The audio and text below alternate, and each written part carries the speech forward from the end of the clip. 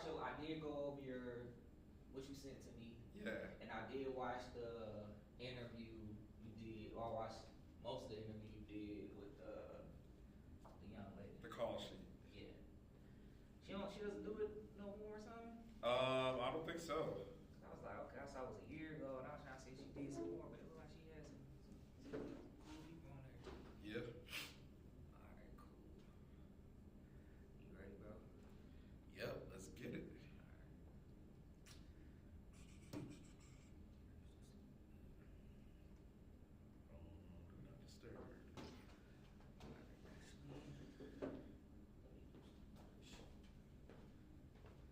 Dang, you got off the hook, bro. I don't know why. I don't know if you turned that off. Usually we do freestyle, bro. Before we start the interview, you got off the hook. I don't know why this speaker not working.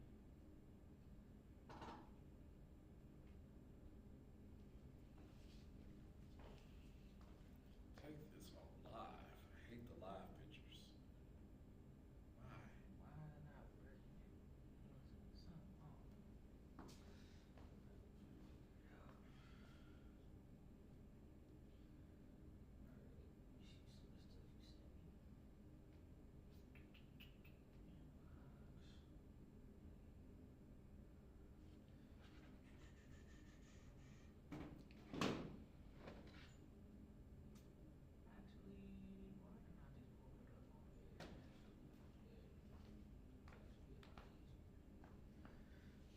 How much time you got, man, over here? Oh, good. I got about a good hour with you. Good hour? Yeah. It shouldn't take that long.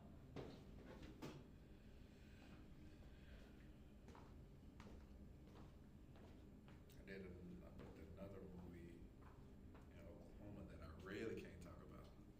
It's actually my biggest ever. It's your biggest one? Biggest one, man. Sony Pictures. Is that it? So I got an email from the second AD that the director wants to meet me on Zoom tonight. Dang. I know, it's kind of crazy.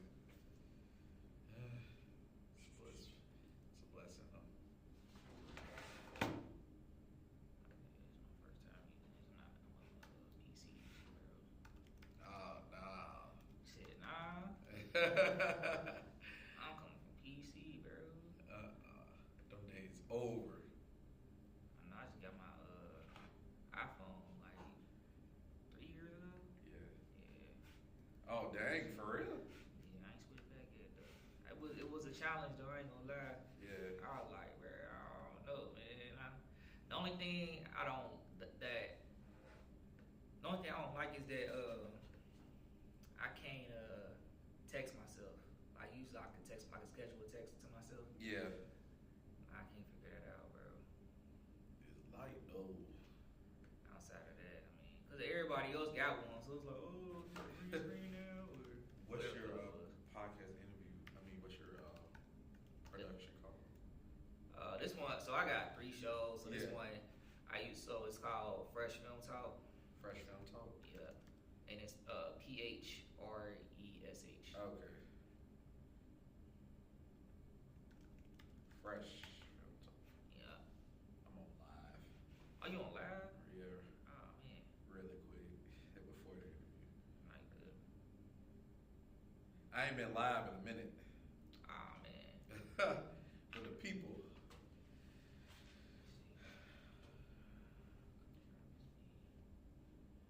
What up? What up, what up, what up? Is y'all alive? Okay, we got 4 people, we good. 5, we're good. 6, we're good. The number shown on the other device.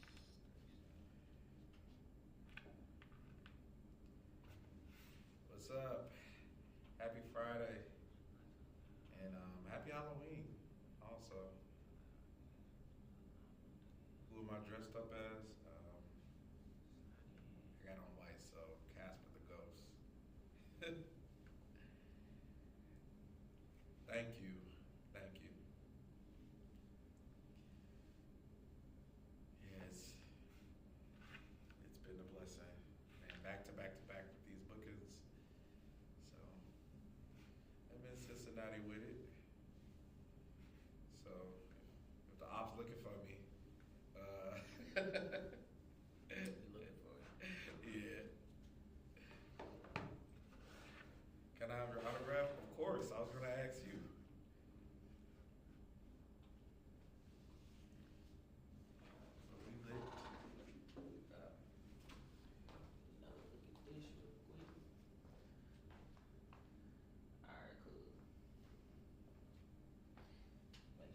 Focus real quick.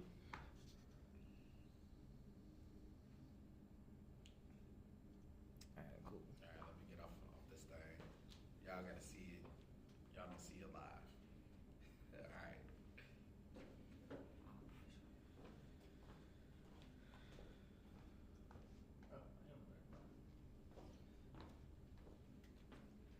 Alright, you ready to go? Let's get it.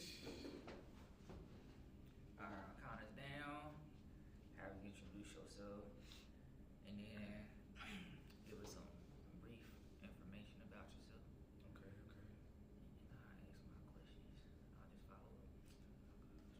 I'll just follow up. That's a bit.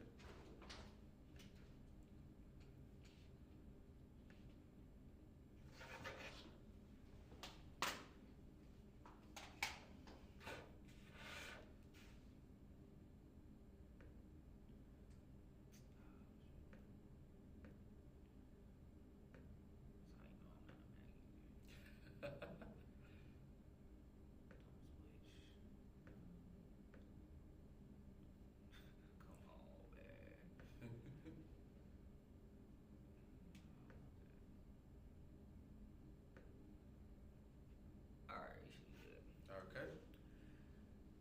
William Jefferson Jr. You gonna go by the whole, say the whole Yeah, name, the whole might as well say shebang? Junior, yeah. Alright, My dad gonna be mad. gotcha. Alright. 3, 2, 1. Welcome back to another episode of Fresh Film Talk. Today, I have a special guest in the building. He goes by William Jefferson Jr. What's going on, bro? Burr, burr, burr, burr, burr. I had some music for you. Thank you. Yeah, my sounds is not working right now. So. No, No, I pushed around. I don't know which button it is. I put some. You never know it's gonna come up. No, man, I'm here. I'm blessed to be here, man. I'm here in Cincinnati. You're here in Cincinnati? Yeah. Where you from? I'm from Chicago. Chicago. Yeah, born and raised, man. Born and raised. What you doing? What you doing out here? Are we like cousins? Are we? Cincinnati, Ohio, and Chicago. They cut. I don't know. No, that's Detroit. I don't want. Yeah, I don't want no smoke with Okay. Chicago. Yeah. Wow. I don't want no smoke with Cincinnati. I keep hearing a bunch of stuff. My boy just told me, like, there's some stuff going on. I don't know. Out here. I don't want to know. But I know. Yeah, it be wild down here sometimes, but man, I hear about y'all all the time. But no, man, I'm up here shooting a movie. Shooting. Yeah, shooting a movie. Oh, shooting a movie. Okay, I was Chicago. Things about Chicago. You talking about shooting? I don't know. I ain't bring blocking them. I ain't bring them. No. Okay. All right, man. So let's get into you. So you up here shooting a movie. Yes, sir. All right, you can't talk about it right now. I gotta keep it disclosed. But Mhm. I mean, I'm assuming you have some heavy hitters. Yeah. Heavy hitters. Okay, you over here shooting a blockbuster out here, man. That's what I'm talking about, bro. I appreciate that, man. So those of y'all that don't know me, I'm Will. I'm an actor. I'm an educator. Okay. I'm also an acting coach, and I'm an entrepreneur. Speak on it. My business is called The Actor Advisor, where I help people get signed to agents and managers, Okay. and I consult and advise them in their careers. Okay. Yeah. So how many people have you helped out so far? 194 people. 194 people. It's crazy. When did you get started? I started in 2021. 2021. Yeah. So 4 years. 4 years. 4 years. You over here do your thing, man. Yeah, it's been a blessing. All right. So I heard you were in this popular show, right? Uh-huh. I feel like it's like a hidden gem. Uh-huh. You know I'm going with this one? Yeah, I know. Okay, so I heard you was in Southside, bro. Ah. That's what I'm going with. Was it? I was in a bunch of popular shows. Oh, okay. But Southside is dear to my heart for sure. Yeah. Yeah. Okay, let me tell you about Southside. I just came across that. I just got HBO Max. Okay. Saw season 1 Southside. Go ahead and check it out. Yeah. Man, first episode had me in tears, bro. First episode had me in tears, and then so I got through season 1, season 2, and I don't know. So you let me know. Yeah. Maybe if you know some more things, so I know. So HBO was owned by AT&T at one point, right? And then it was they got bought out by Discovery, right? That I didn't know. I did not know. Okay. So I was gonna ask for season 3. Yeah. Like what? Because I know it took a little minute for season 3 to come out, Mhm. and then when season 3 came out, it was kind of so me and you. Yeah.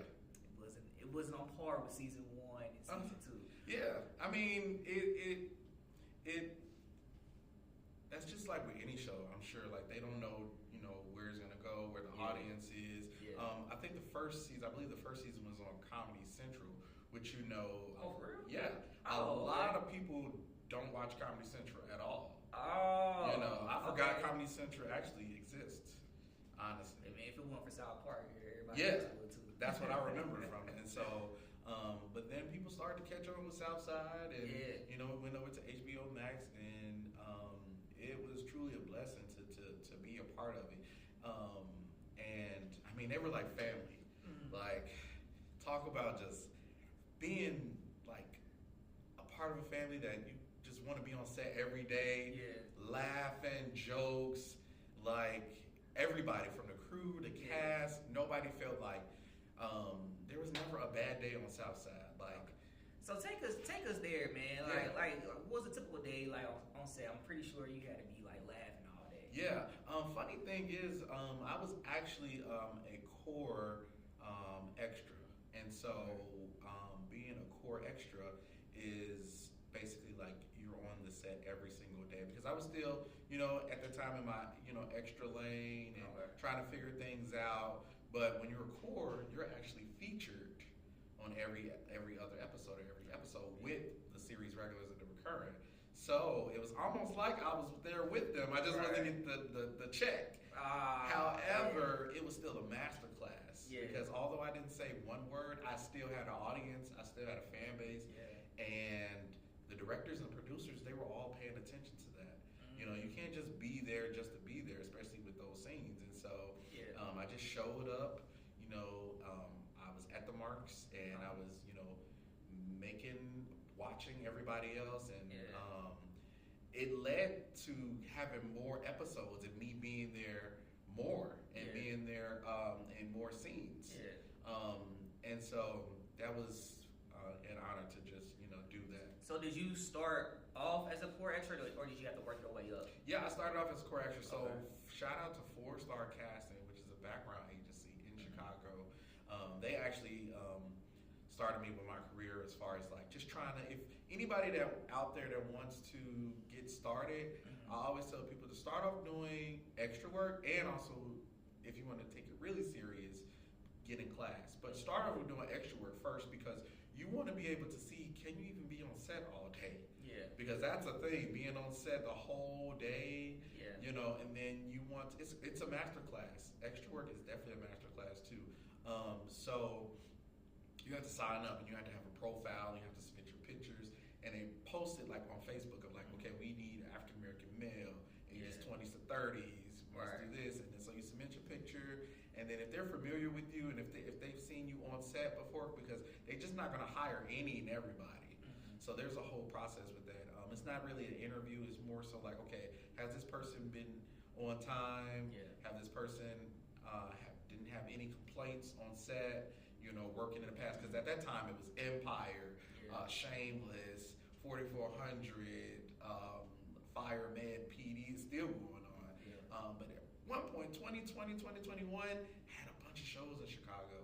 And so that's how I got started with Southside. But they, like I said, they treated me like family. They sent me a jacket. I got invited to the premiere party, the rap party. You know, the producers knew me by name. So, but during that time too, I got an agent, and I was auditioning, but I couldn't audition for that show because it's like you're already featured.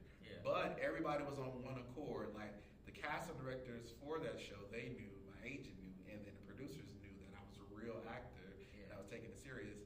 And I just felt like that next season I was gonna get something, because they were, you know, ear by ear with different things. But you know, unfortunately, it got canceled. But hashtag bring Southside back. As long as it's not like the third season. But I mean, a lot of people liked it, you know, the third season.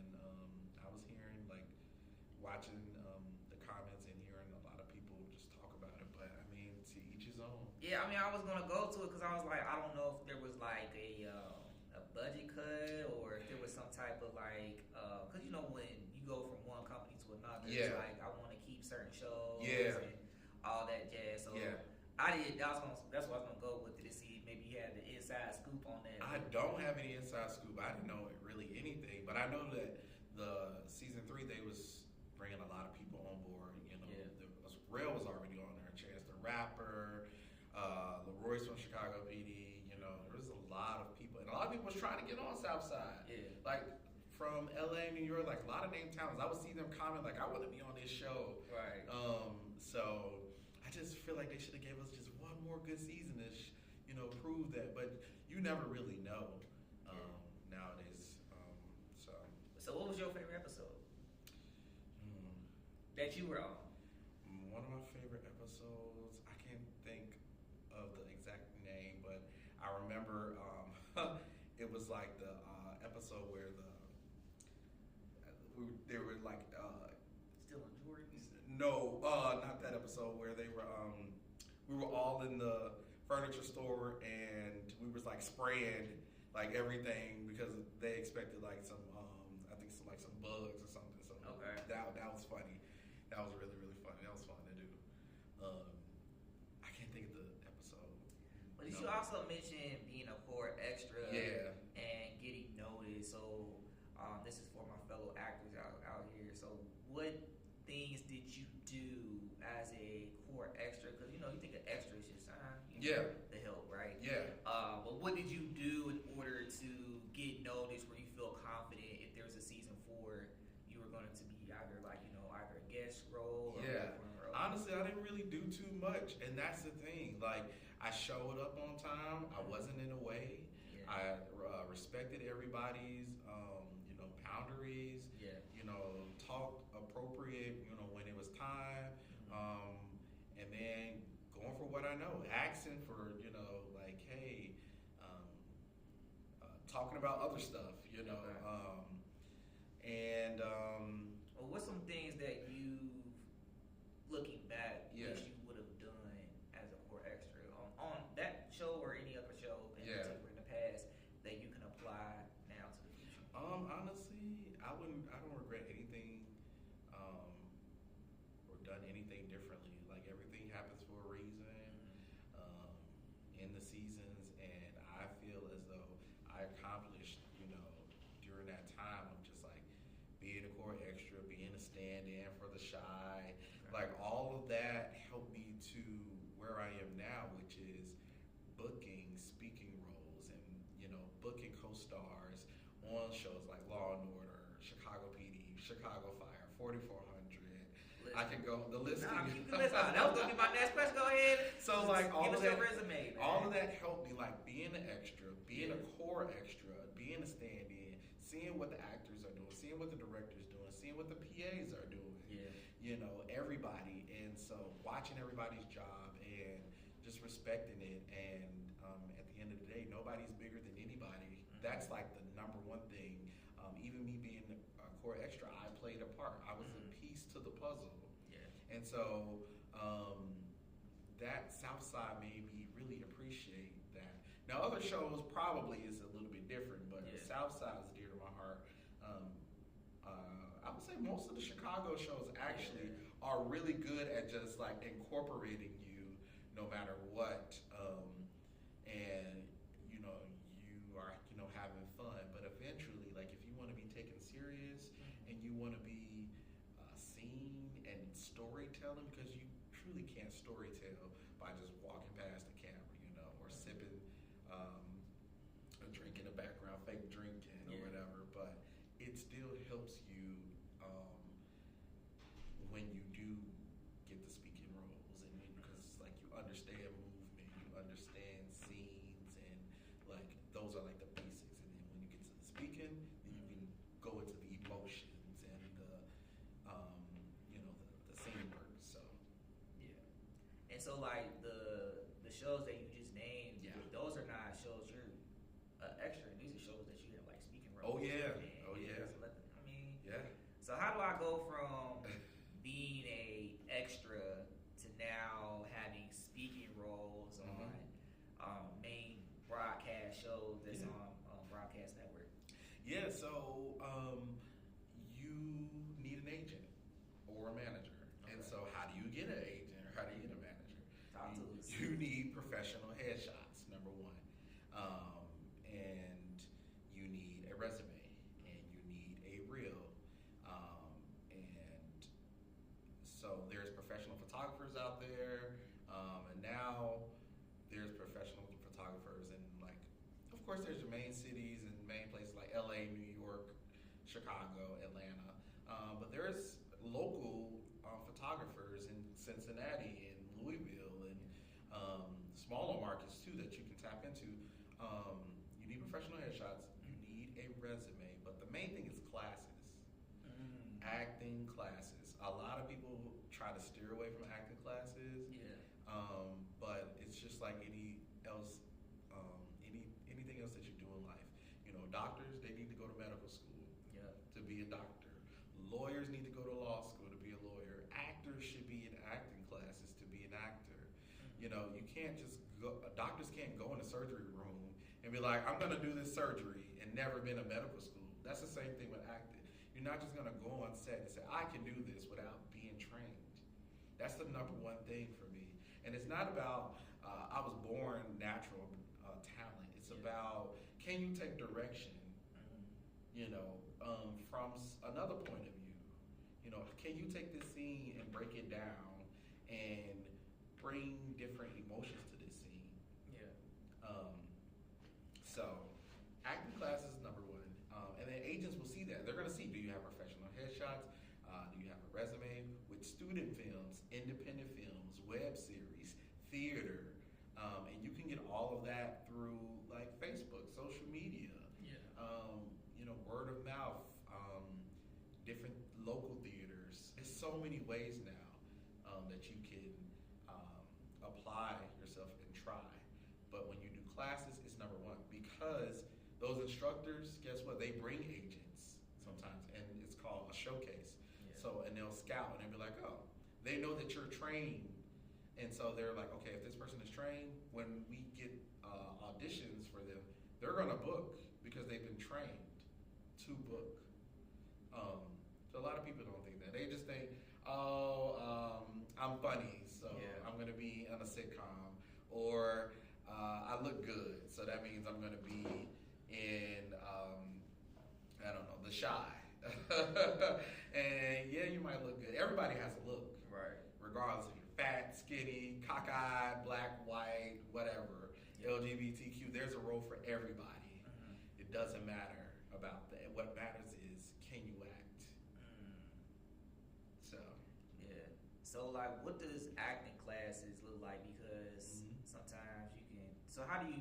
So, can you tell, like, if you're on set and someone's acting, they've been cast in a role, is that easy to identify who's been in acting classes? Absolutely, for sure. How do you have that eye for that? How can you tell? I mean, you can just feel it because there's like on-camera classes, you know, knowing your marks.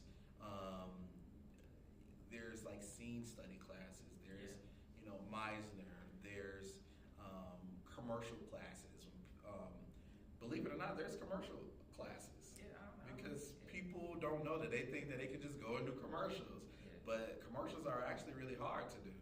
You know, so you need to know like where your scene partner is and where's your ones, where's your twos, and back to one, and like there's certain terms that you need to know about.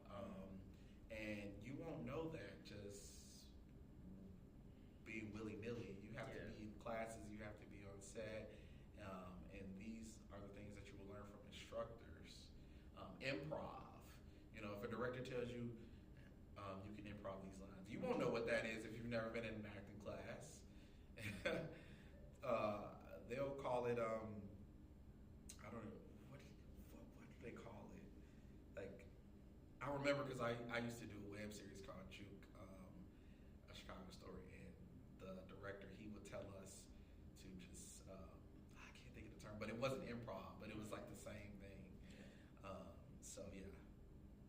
I don't know why it just came to my head, but somebody asked me this earlier. So they asked me if I ever fired somebody on set. Yeah. I was like, nah. I mean, Why not? I'm not, cause one, I'm not at that level where to fire somebody.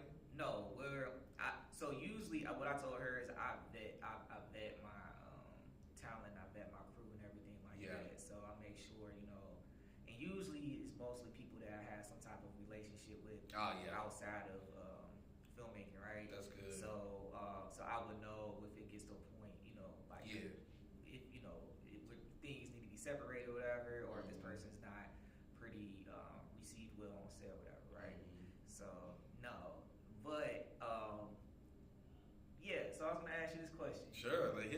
ever seen somebody get fired? Have you ever been fired? I have not been fired. Or have you ever seen somebody get fired on set? Have I ever seen somebody fired on set? I'm trying to think. Been on so many sets. I want to say yeah, I have. But not necessarily like on the set, but like they wouldn't come back or like they've been replaced. Yeah. But also being fired doesn't mean a bad thing. So I just want people to, understand it. Can you elaborate on that? Yeah, because so let's say I'm going to put on my producer hat. Yeah. Let's say I'm looking for a specific type, and then I cast someone, and then I thought that they were it, but then when I saw them perform, and I was just like, it's like the chemistry with this. I'm like, that's not really what I wanted. Yeah. And so I probably would have to like let them go, in a sense. And it's nothing about their acting probably. It's just probably that's just not what I really wanted. I wanted something else, and it's the person that I'm bringing it. So if I was a producer, that's why like when not gonna if I ever got in that position, where I did get fired, I wouldn't take it personal. Because sometimes people get fired for the things that they probably like. Oprah got fired. Yeah. She became a billionaire. Yeah, like I've heard that like my shout out to one of my coaches, Sherry Shaw. She talks about like sitcoms and like when you're at table reads and you better be funny because if you're not funny and they're not laughing, they can fire you at that table read. So that's intimidating and that's hard, because it's like what if you really, really, truly are trying your best? Yeah. But and you've done everything. You showed up.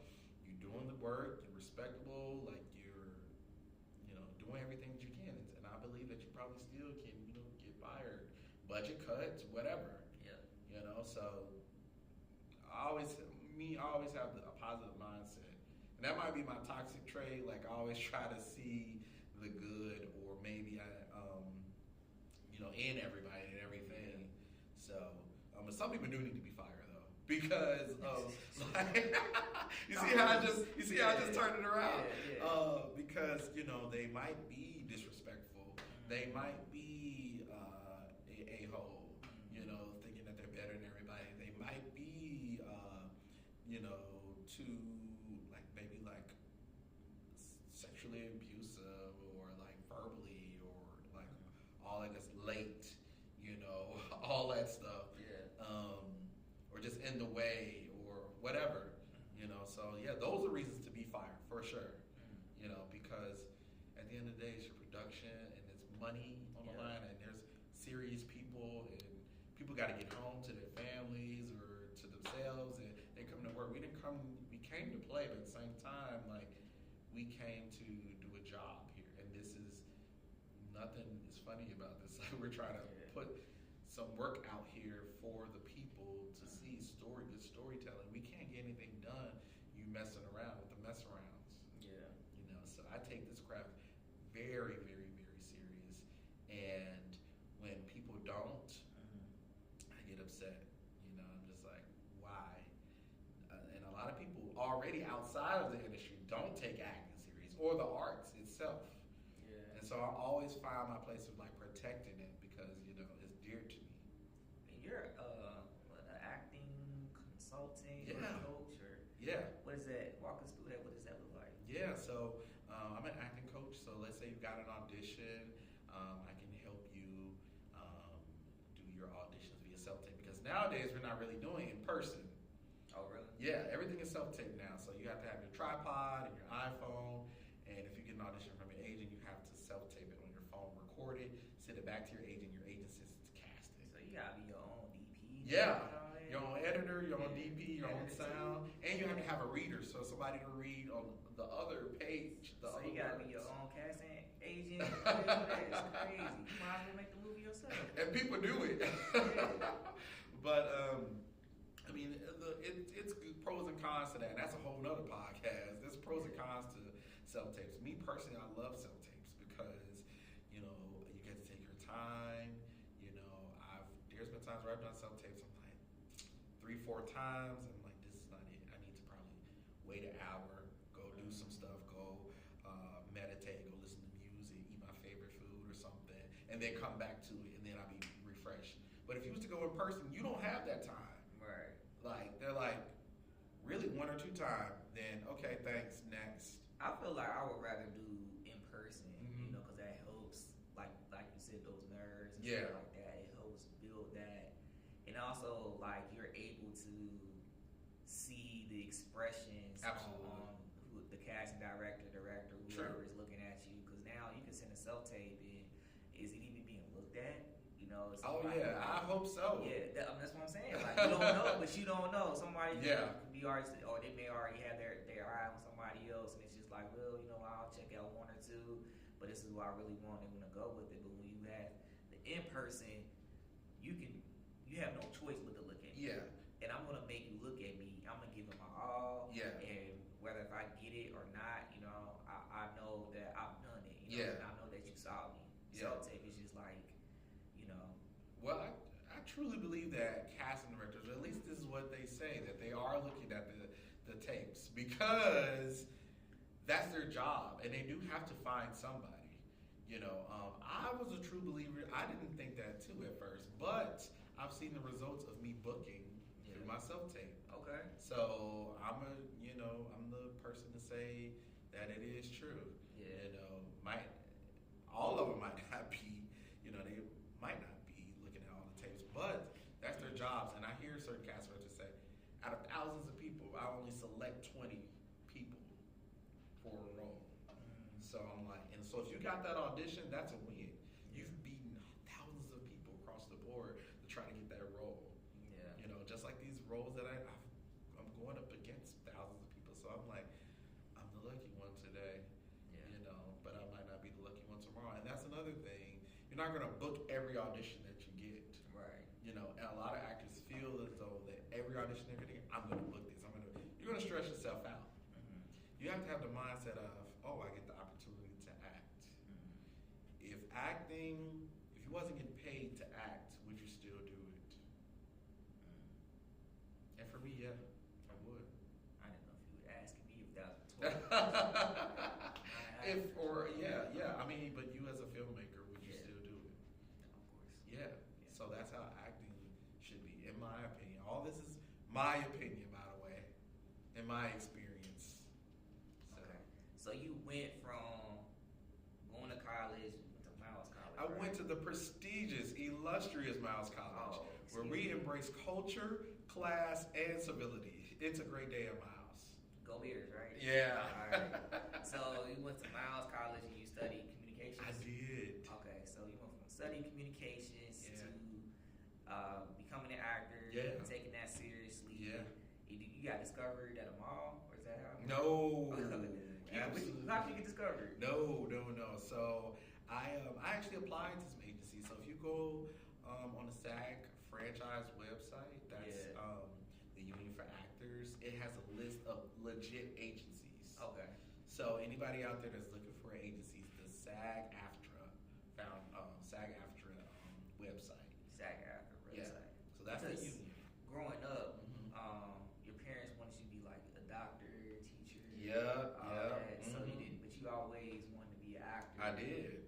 But what turns out they didn't know what direction to go Yeah. to support you to Yeah, be an because- actor. You gotta find it out yourself. Prior to 2020, there were agencies that were doing open calls. You can go to their office and have your printed headshot and the legit ones. But the ones that's in the mall, those aren't the legit ones because they'll be like you have to pay.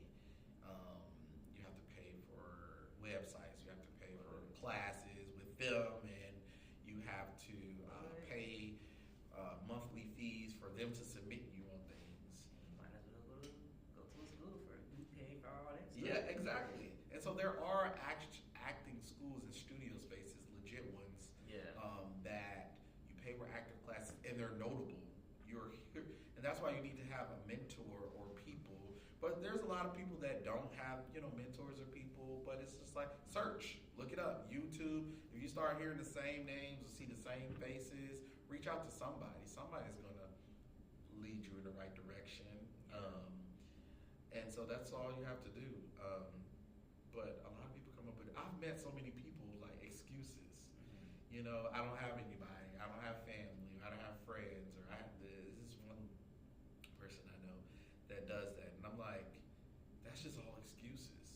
You don't really want this for real. You know, you don't have to kiss nobody ass. You don't have to sell your soul or to be an actor. You know, all you have to do is show up, do the work, put your money into it, invest it. You invest in anything else, whatever it is that you want to do, you're going to invest your time, energy, and money. So you better do the same thing for acting. Some people feel like they don't have to do that. And so that's where they lose. And so I've done that and have become successful and still being successful and still have a long way to go. But I would feel that I'm very, very successful these past 5 years to book these notable credits with an agent and a manager and SAG-AFTRA, and to help people do the same thing genuinely and not just taking people's money or, you know, selling them a dream. Like, I'm like, no, you have to put in the same amount of money and work that I did. You're not about to get any handouts. And so some people don't like that. And I'm just like, well, we're not a good fit. So it sounds like you put in a lot of work. You went I would say the right direction. Yeah. And then also you still continue to grind. Yeah. So how do you feel about, social media influencers? Ooh, I can talk about this. This is How good, bro. do you feel about them just getting prominent roles where it's just like you can't even get in the door, you know? Bro, this they, is... they get the role automatically because they have a following. Well, first of all, shout out to my boy Hosea and Irv for bringing me to you on this podcast, man. Like, I'm super excited to be here, but you getting some good questions, some good stuff here, man. Top of the head too, you know. I ain't gotta usually have my questions. I'm telling you. You know what I mean? So I'm telling you. Yeah, it's on top of the dome. Top of the dome. But I can talk about this seriously because I tell you that I'm an influencer. Okay, I have 12.7K followers. Okay, they're legit, by the way. I did not buy my followers. Okay, didn't buy the blue check. I don't buy likes. I don't know why y'all do that because you're not going to get any money from that. It's bots, it's spam, and people can see right through it. So if I was a producer and I'm looking for somebody that can act, and then they turn around and have bought these followers and fake, and I'm just like, why did you do that? You know, because it's like they're not real. So like if you was to post it on your page, there won't be any real traction, because those 200K is really 2K. So think about that. Now, as far as the influencers, jumping on these, shows and movies and stuff, I just feel like,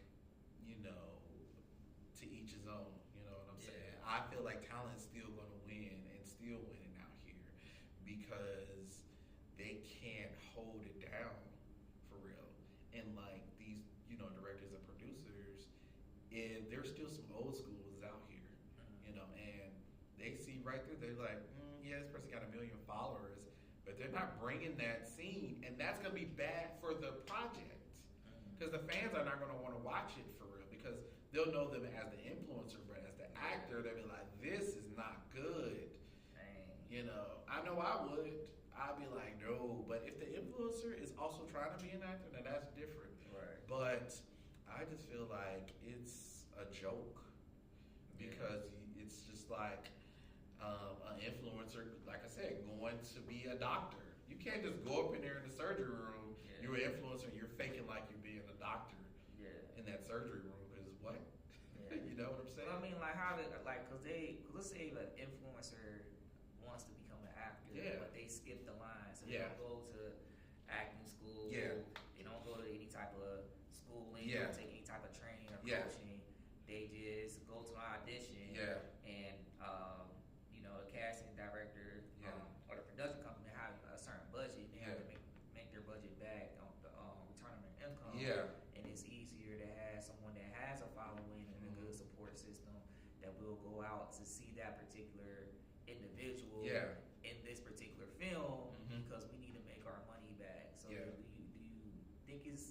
business decision, or do you think it's like that's where business corrupts the art, or what's your thoughts on that? I mean, it can be, but at the same time, like I said before, that talent is going to always win.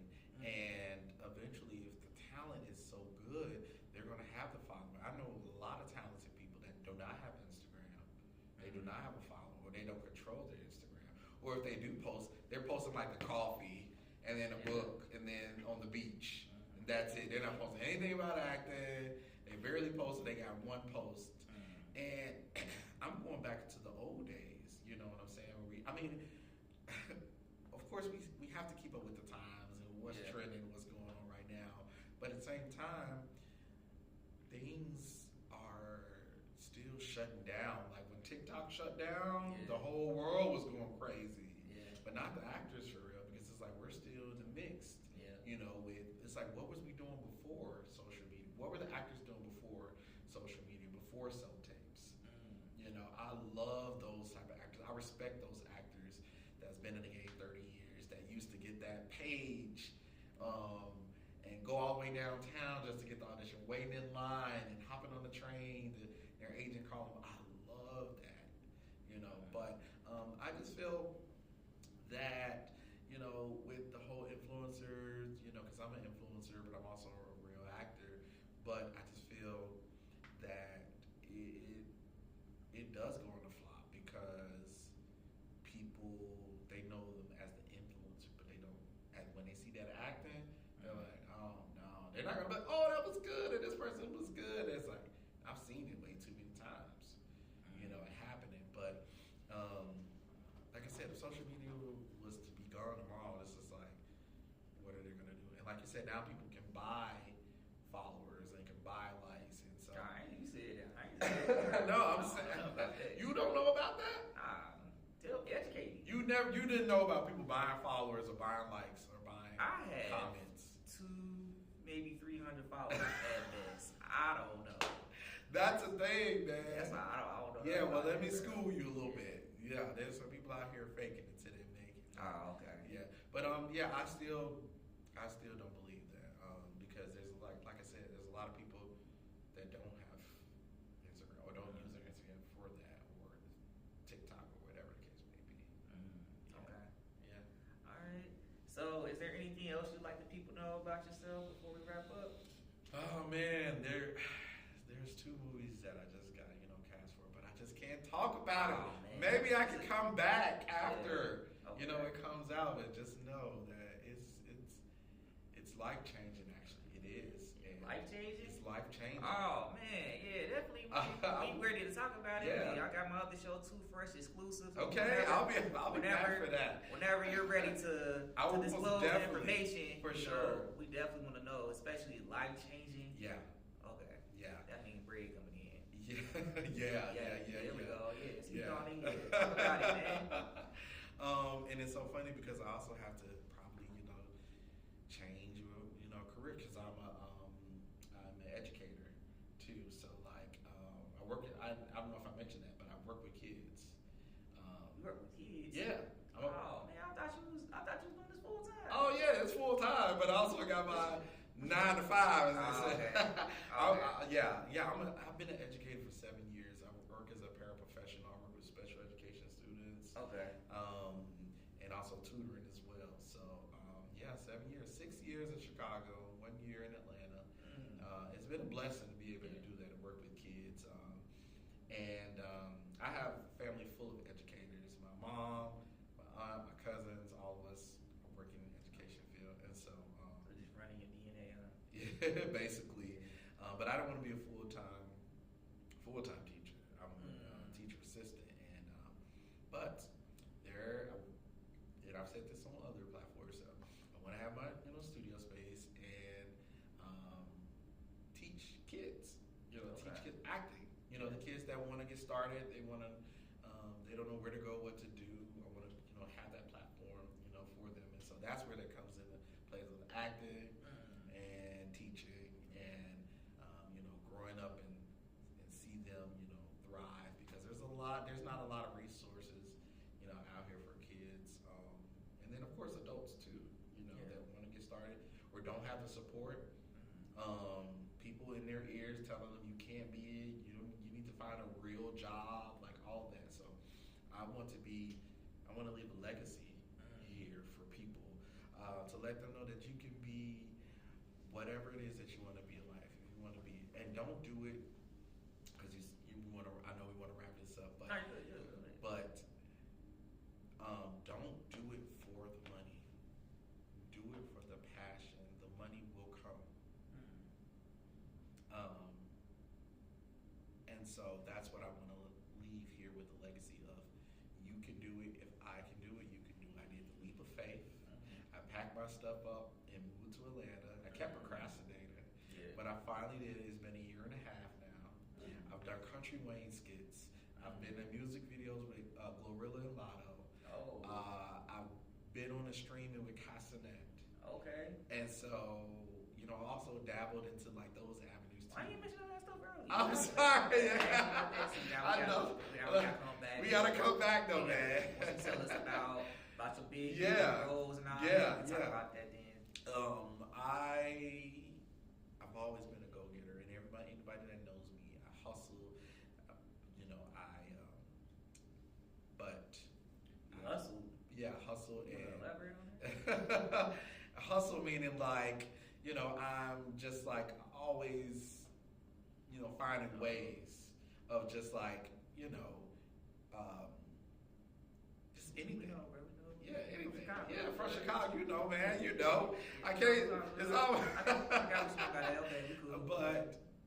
But I also, I work hard, but I pray even harder, and so that's where I got to, where I am now, and I just can't wait to see, what's gonna be next for me. I always clap for others too, and so, it's this industry is a beautiful, beautiful thing if you let it in.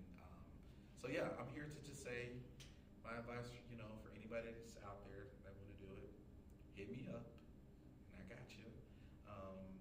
And yeah, like I said, my goal is to have a studio space and hire instructors that have that same mindset, that are faith believers, that work ethic, they work hard, and they're mentors, and they want to see people succeed. I don't want anybody that's around me, that's just in general, that don't do that, because I'm really big, on energy. And so that's what I want to leave this world with. That's what's up. All right, audience, thank you for tuning in. So if you want to see more videos like this one, make sure you like, comment, subscribe. William, go ahead and tell us where we can catch you, your next 2 films. Go ahead and let us know. You said let y'all know? Yeah, go ahead. I mean, you can follow me on Instagram at Will Something Else. That's WILLSOMEELSE. Follow me, and I might follow you back. I ain't one of those people. I follow most everybody back. As long as you're not weird, crazy, none of that good stuff, because I will block you. Hit you with the Matumbo. I'm big Virgo energy, as they say. I can catch you slipping and let us know with the films. Okay. Alrighty, so that's it. The rest of Fresh Film Talk. Thank you for tuning in, and remember.